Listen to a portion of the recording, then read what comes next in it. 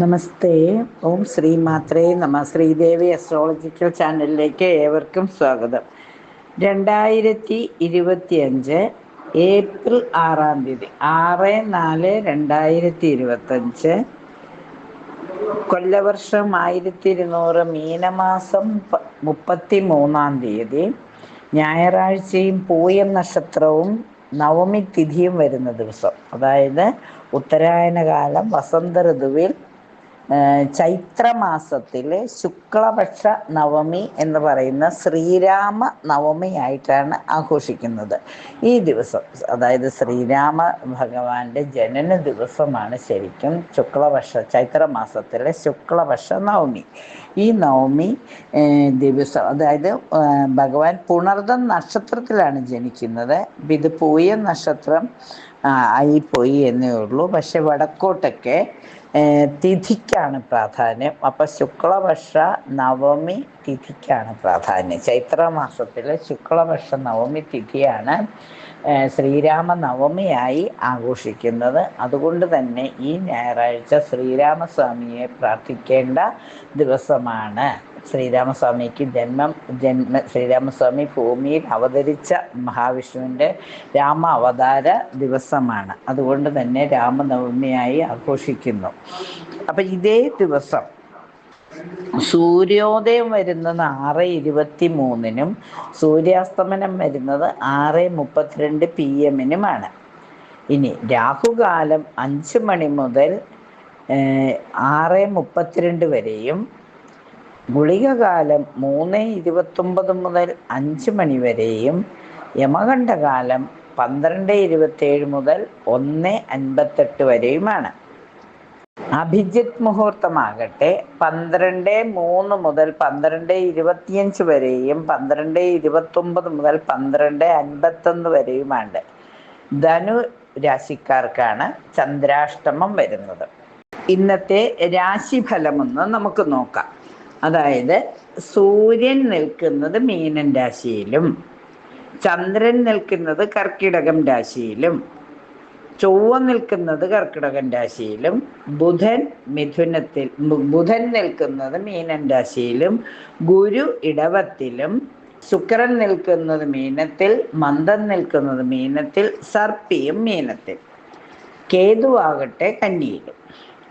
ഉദയം വരുന്നത് മേട രാശിയിലാണ്. ഗുളികോദയം വരുന്നത് ചിങ്ങം രാശിയിലാണ്. അപ്പം ഈ ദിവസത്തെ പ്രാധാന്യം എന്ന് പറയുന്നത് ശ്രീരാമനവമിയാണ്, ഞായറാഴ്ചയാണ്.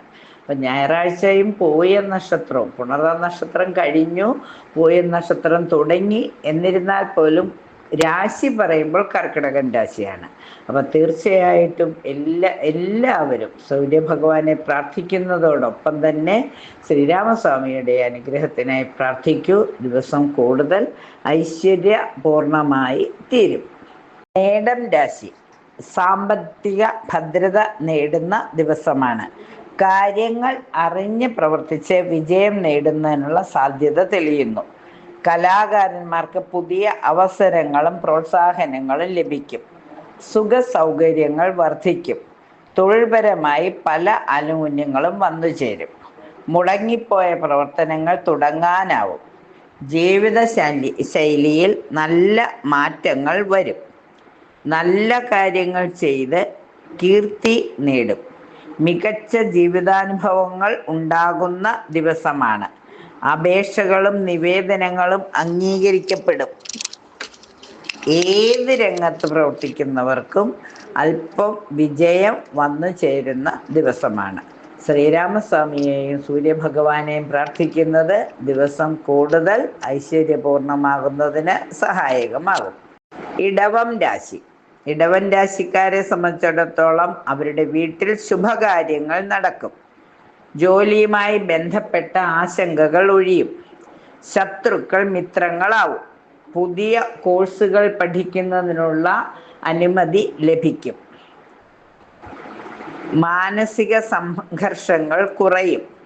പുതിയ വാഹനം വാങ്ങുവാനുള്ള ആലോചനയുണ്ടാകും.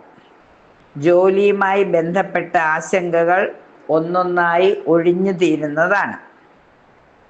നല്ല വിദേശ അവസരങ്ങൾ വന്നു ചേരും. കുട്ടികളുടെ പഠന വൈകല്യങ്ങൾക്ക് പരിഹാരം കണ്ടെത്തും. അവർക്ക് താല്പര്യമുള്ള വിഷയങ്ങളിൽ പരിശീലനത്തിനുള്ള അവസരം വന്നു ചേരും. ആരോഗ്യകാര്യങ്ങളിൽ കൂടുതൽ ശ്രദ്ധ ആവശ്യമാണ്. രാശിനാഥയായ മഹാലക്ഷ്മിയുടെയും ശ്രീരാമസ്വാമിയുടെയും സൂര്യഭഗവാന്റെയും അനുഗ്രഹത്താൽ ദിവസം ഐശ്വര്യപൂർണമായി തീരുന്നതാണ്. മിഥുനക്കൂറ്. മിഥുനം രാശിക്കാരെ സംബന്ധിച്ചിടത്തോളം സാമ്പത്തികമായി ഉദ്ദേശിച്ച ലക്ഷ്യം നേടും. ചെലവുകൾ നിയന്ത്രിക്കും. പൊതുരംഗത്ത് ശ്രദ്ധിക്കപ്പെടും. ആഗ്രഹിച്ച ജോലിമാറ്റം സംഭവിക്കും. ഉത്തരവാദിത്തങ്ങൾ പൂർണ്ണമായും ചെയ്തു തീർക്കുന്നതിനുള്ള ശ്രമം വിജയിക്കും. ആരോഗ്യ പ്രശ്നങ്ങൾക്ക് പരിഹാരം കണ്ടെത്തും. ജോലിയിലെ മാറ്റങ്ങൾ ഗുണകരമാക്കുന്നതിന് ശ്രമിക്കും. കുടുംബവുമൊത്ത് ദൂരയാത്രകൾക്കുള്ള കാര്യങ്ങൾ പ്ലാൻ ചെയ്യും. തൊഴിലിൽ പുതിയ പുതിയ പദ്ധതികളും ആശയങ്ങളും നടപ്പിലാക്കും. ജീവിതത്തിൽ പല നല്ല കാര്യങ്ങളും വന്നു ചേരുന്ന ഒരു ശുഭദിനമാണ് ഈ ഞായറാഴ്ച. അതുകൊണ്ട് തന്നെ കുടുംബയോഗങ്ങളൊക്കെ വിളിച്ചു കൂട്ടുന്നത് നന്നായിരിക്കും. സൂര്യഭഗവാനെ പ്രാർത്ഥിക്കുന്നതും ശ്രീരാമസ്വാമി ക്ഷേത്രങ്ങളിൽ ദർശനം നടത്തുന്നതും ഉത്തമമായിരിക്കും. കർക്കിടകം രാശി. മക്കളുടെ വിവാഹ കാര്യത്തിൽ തീരുമാനമുണ്ടാകും. പുതിയ കർമ്മ മേഖലകളിൽ പണം മുടക്കും. ദൂരയാത്രകൾ ഒഴിവാക്കേണ്ടി വരും.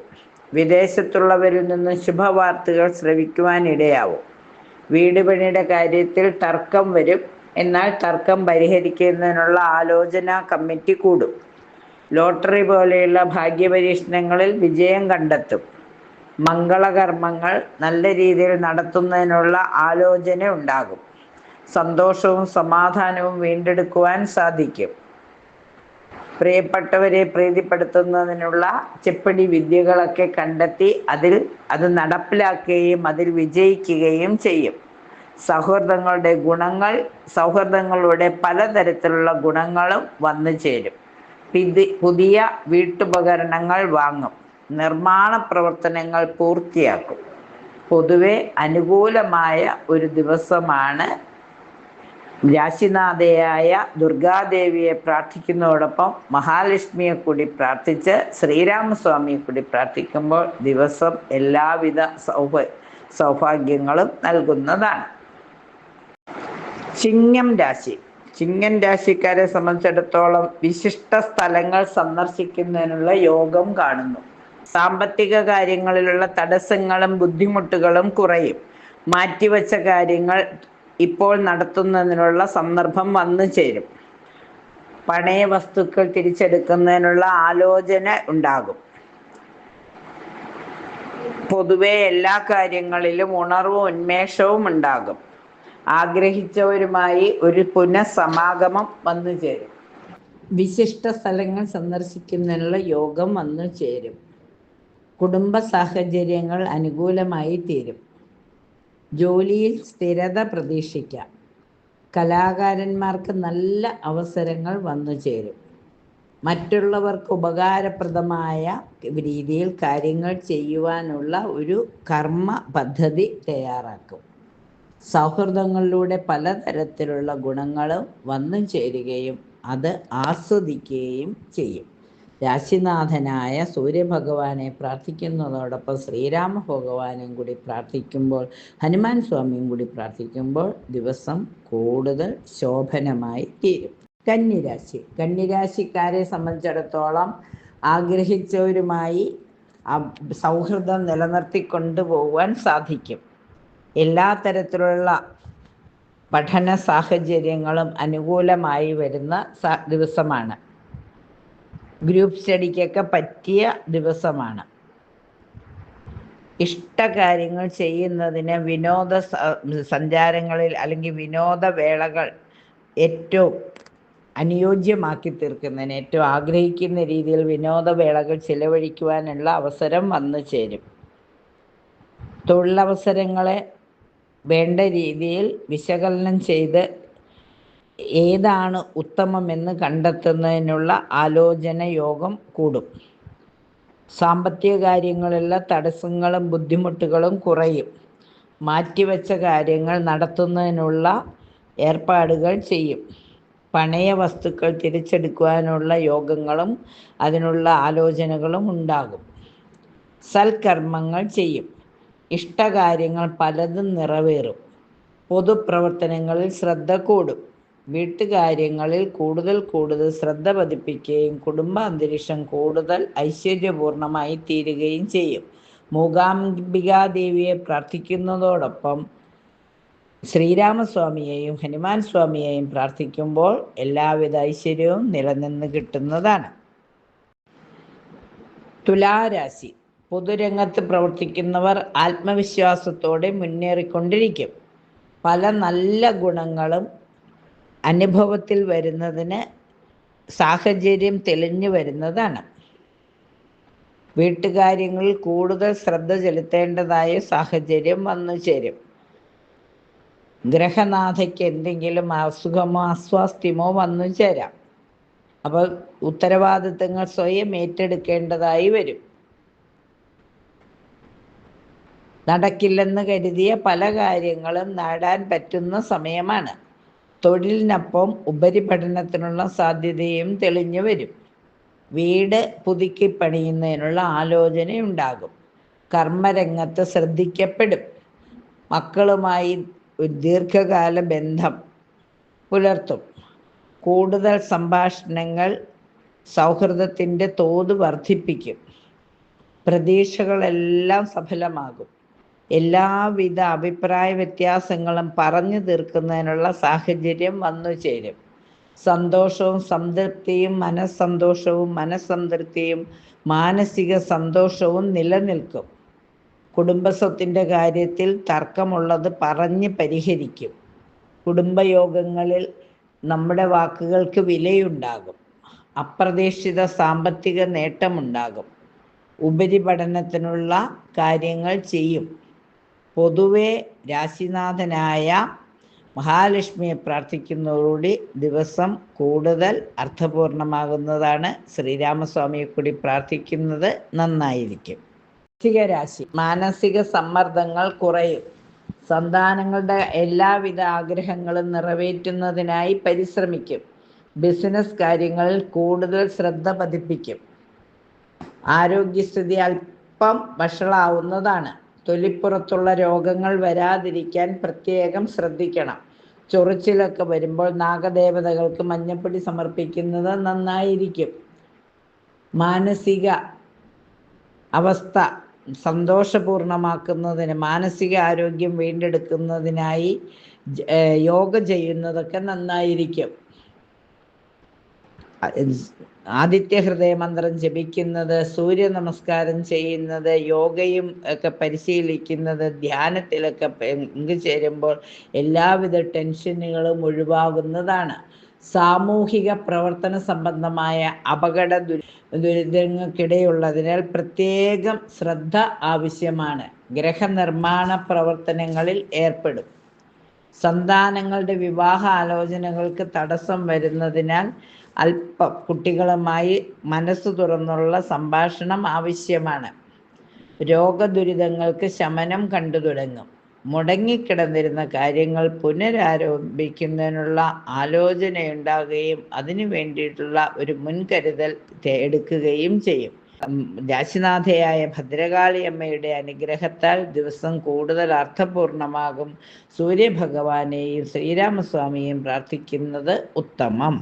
രാശിക്കാരെ സംബന്ധിച്ചിടത്തോളം സർക്കാർ ആനുകൂല്യങ്ങൾക്കായി കുറച്ച് സമയം കൂടി കാത്തിരിക്കേണ്ടതായി വരും. വാക്ശോഭയും സുഖാനുഭവവും പ്രതീക്ഷിക്കാം. സംസാര ചാതുര്യം കൊണ്ട് മറ്റുള്ളവരുടെ മനസ്സ് കീഴടക്കുവാൻ സാധിക്കും. അതുപോലെ തന്നെ കിട്ടിയ സുഖാനുഭവങ്ങളെ വർണ്ണിച്ച് അതിന് വീണ്ടും ഒന്നുകൂടിയൊക്കെ ഒന്ന് കൊഴിപ്പിച്ച് സംസാരിപ്പിക്കുമ്പോൾ നടന്ന സംഭവങ്ങൾ ഒരിക്കൽ കൂടി അനുഭവത്തിൽ വന്നതുപോലെ തോന്നുകയും ഒരു നിമിഷത്തിൻ്റെ പ്രാധാന്യം മറ്റുള്ളവരിലേക്ക് എത്തിക്കുവാനും അങ്ങനെ പൊതുവെ സന്തോഷം നിറഞ്ഞ ഒരു ദിവസം ആസ്വദിക്കുന്നതിനും സാധിക്കും.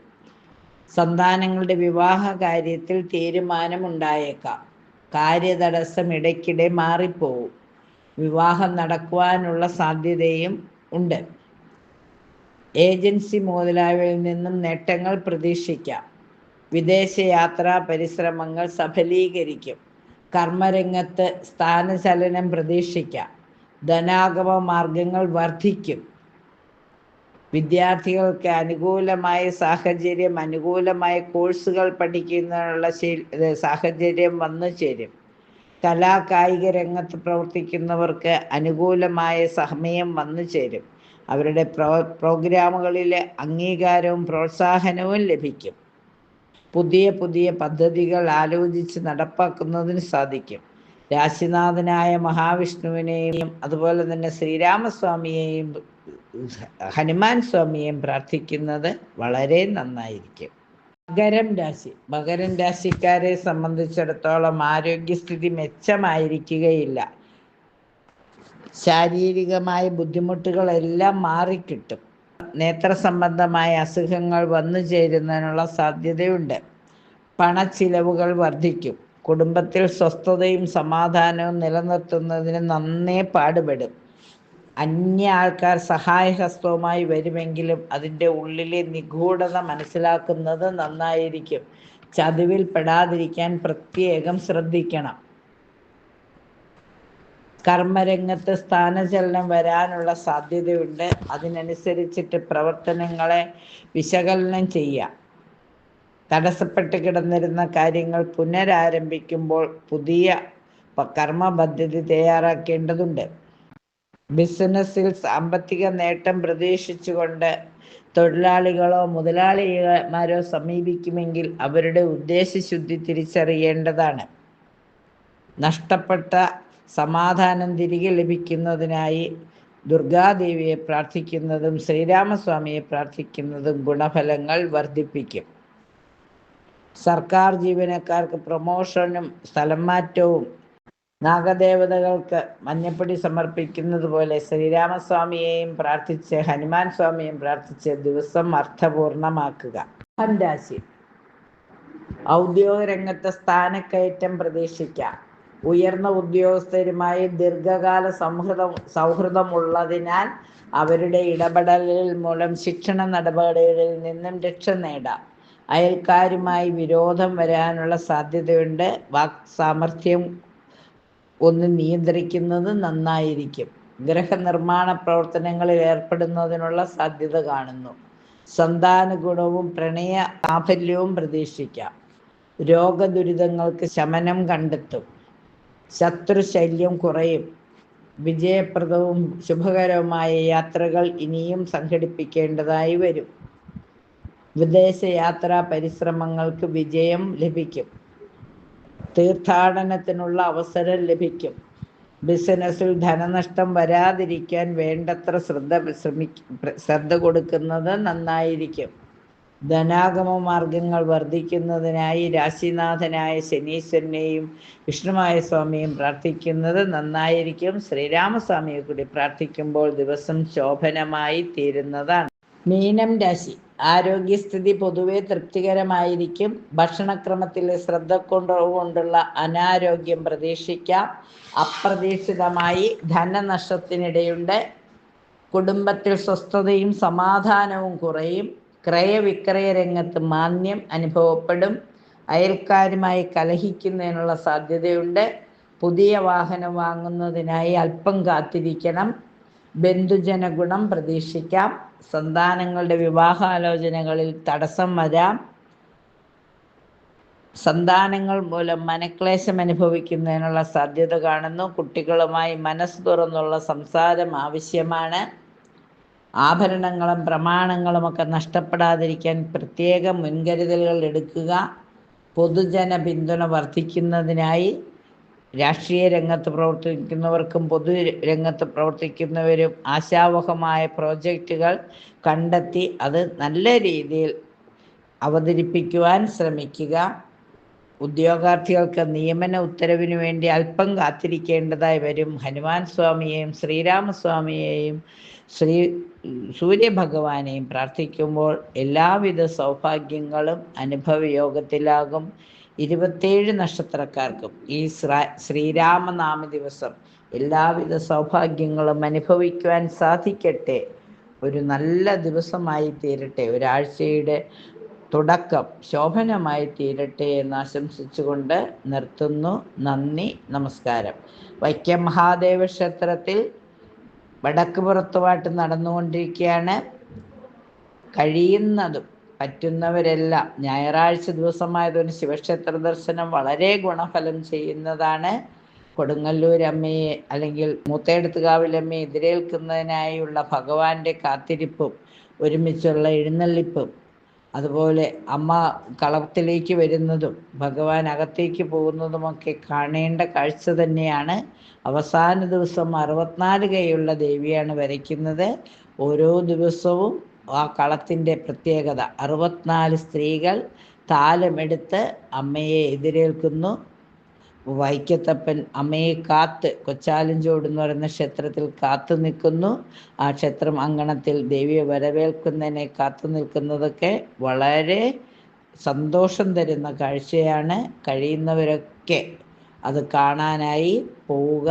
ഞായറാഴ്ചയായതുകൊണ്ട് സമയം കിട്ടുമ്പോൾ വൈക്കം ക്ഷേത്രത്തിൽ വൈകിട്ട് 6 മണി മുതലാണ് താലപ്പിലിയൊക്കെ തുടങ്ങുന്നത്.